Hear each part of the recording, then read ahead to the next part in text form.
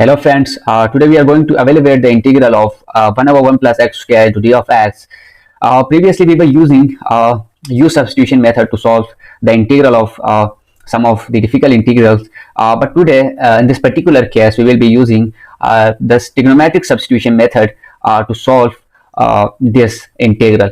What if I say that x is equal to tan of theta, and as we know that we have to take the derivative. If I take the derivative of x and the tan of theta, I will get dx over d theta as secant square theta. So to find the value of x, I have to just rearrange this equation. So if I rearrange this equation, I will get that dx equal to secant square theta into d of theta. Now just we need to substitute the values of this x and the d of x in this particular integral. So when I substitute the values, what I will getting is secant square theta divided by 1 plus tan square theta into d theta. So we have a very nice identity here, that is simply 1 plus tan square theta equal to secant square theta.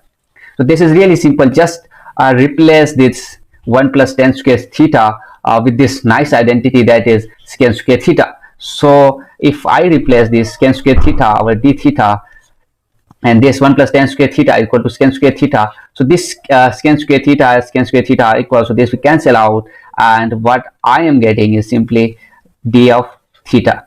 So this is really simple. Just we have to integrate this over d of theta. So this is like theta into theta plus c. So as we need the answer or the result in the form of x, so we know that x is equal to tan of theta. As I know that x is equal to tan of theta, so to find the value of theta, I will take the inverse of this tan. So tan inverse x equal to theta. Just replace this theta with tan inverse x. So tan inverse x plus c is the result. This is how you solve integral using trigonometric substitution. Thank you.